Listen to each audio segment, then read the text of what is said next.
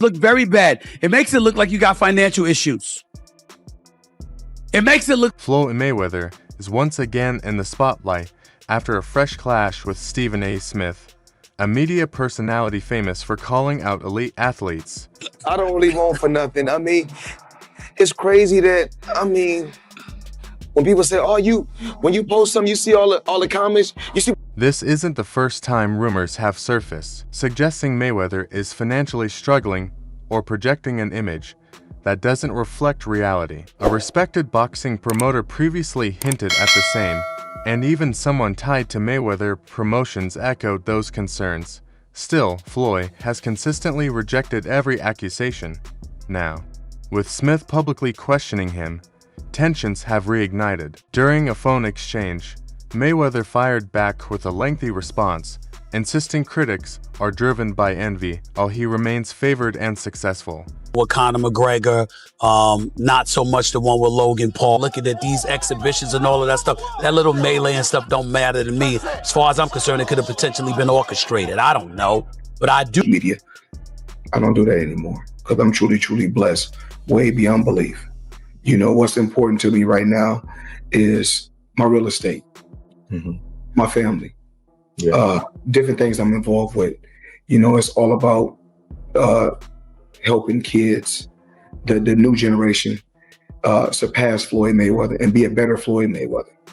So, you know, everything that I did, you know, in a past when it was... Lately, the 48-year-old former champion has been trying to reshape his public identity as a serious entrepreneur, focusing on ventures like beverages, supplements, fashion, and especially property investments. Toward the end of February, he announced what he described as his biggest acquisition yet, claiming ownership of a portfolio of 62 apartment buildings in Upper Manhattan.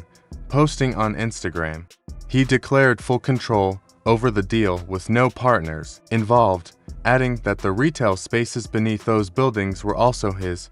He framed it as proof that bold business decisions can lead to major success. It'd be great instead of arguing on social media. That's just my opinion. And push each other in a positive way. And, you know, I found myself in the past, you know, the younger Floyd Mayweather, you know, going back and forth on the internet with different people. But I'm in a better place in my life right now. You know, I couldn't ask to be in a better place.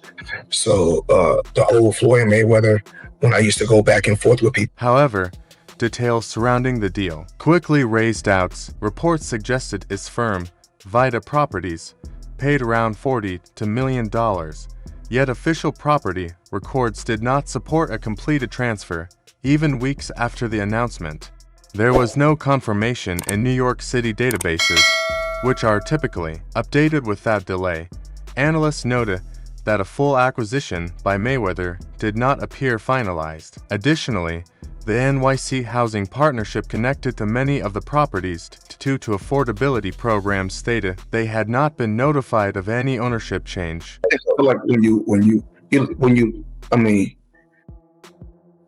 as you get older, you have to look at things in a different way. You know, my son this year is 26 years old. So in 4 years, my son will be 30. Then my daughter will be 29 in the 4 years. So I have, you know, grandchildren. So the same thing I was doing 10 years ago, I can't be doing now. Even 5 years ago, I can't be doing now. It's all about growth, and I'm growing every day. A representative from the housing group confirmed they had received no documentation regarding a sale, despite usually being involved in such transactions. Meanwhile, a source familiar with the situation suggested Mayweather may have only secured a partial stake with the possibility of increasing ownership later. The individual chose to remain anonymous due to the sensitive nature of the agreement. On the other hand, Black Spruce Management, which controls a large portion of the buildings, described Mayweather as a reliable partner who has fulfilled his obligations and shown support for affordable housing initiatives. Properties.com. We already talked about Mayweather Fitness. You know, people, I got a team talking to me in different places. Hey, I understand, man. It's a business. I touch everywhere. So conduct your business, brother.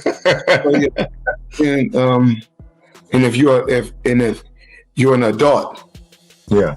you come to Vegas, come see me at my gentleman's club. And if you like to skate, when you come to Vegas, come check us out at Skate Rock City. All right. I appreciate it, Floyd.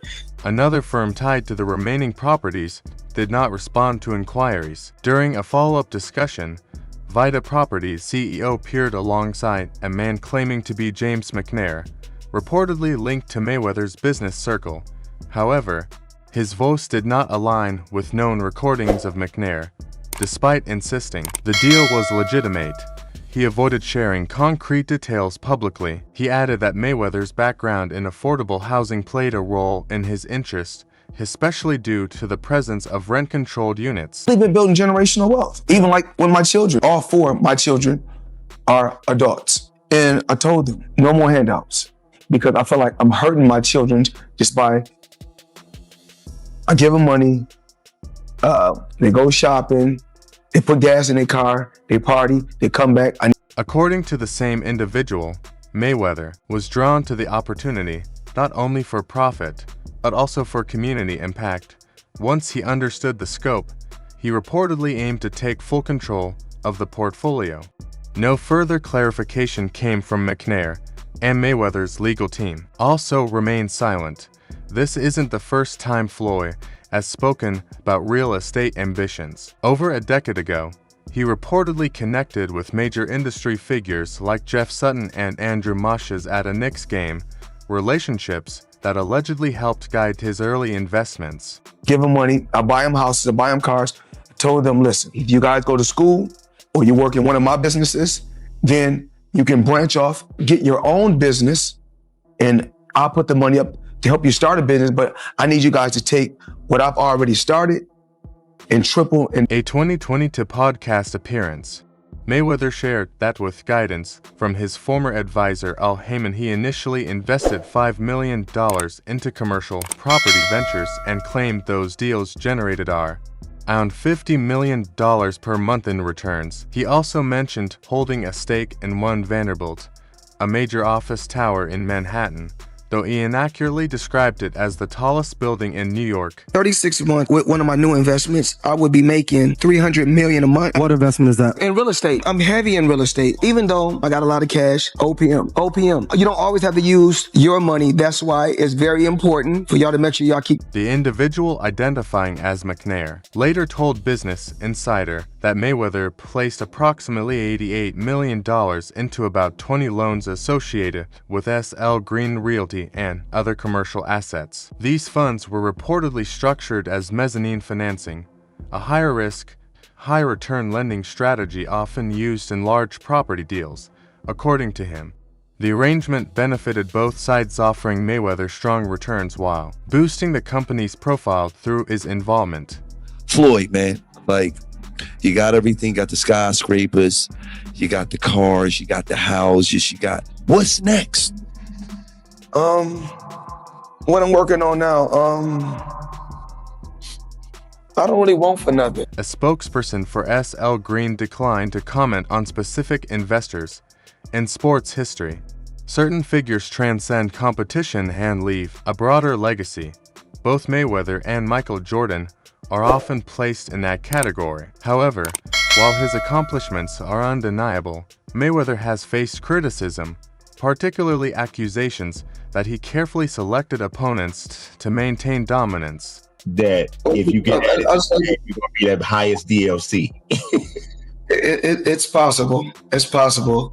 I just need everybody to sit back, buckle your seatbelt, because I may be on the next game. Okay. So, Okay. Everything takes time. Yes, sir. We communicating. Everything takes time. All right. Well, man, I appreciate your time, man. Absolutely. And so again, that criticism intensified in 2014 when fans questioned why he hadn't yet faced Manny Pacquiao. During that period, Smith openly criticized him, which fueled friction between the two. When asked about Smith's opinions, Mayweather dismissed them entirely, Emphasizing that Smith had never competed professionally, he argued that critics lacked the experience to judge him. Eventually, Smith softened his stance, later acknowledging Mayweather as one of the greatest fighters ever. He even compared him to Michael Jordan, saying both athletes made elite competitors look ordinary. Money Mayweather was undefeated for the last half of his career with one hand. He constantly broke his hand. Yeah. He constantly broke his hand. And so because he broke his hand, you got to give credit where credit is due. He would go into a ring knowing he had no shot at knocking somebody out because his hands were hurt too much. Yeah. And literally walked in the ring and said, I'm going to embarrass you and humiliate you by showing the world you. After stepping away from boxing, Mayweather expanded into new areas, including promotions and cryptocurrency.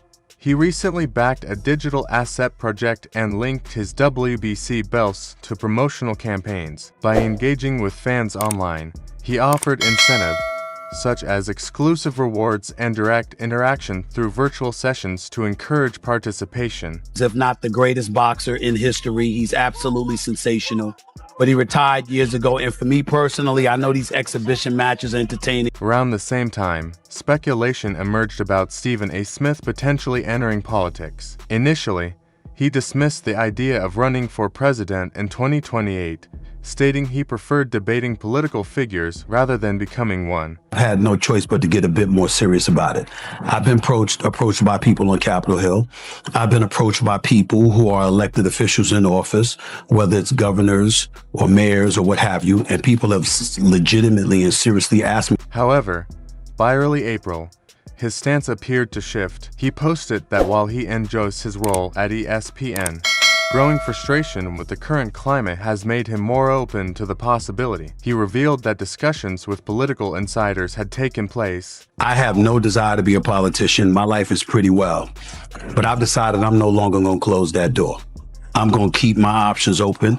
I'm going to entertain the possibility. If it comes in 2020, late 2026, Although nothing official has been announced, reactions online have been intense. Some cautioned him against overconfidence, while others suggested he could gain traction if he remains authentic.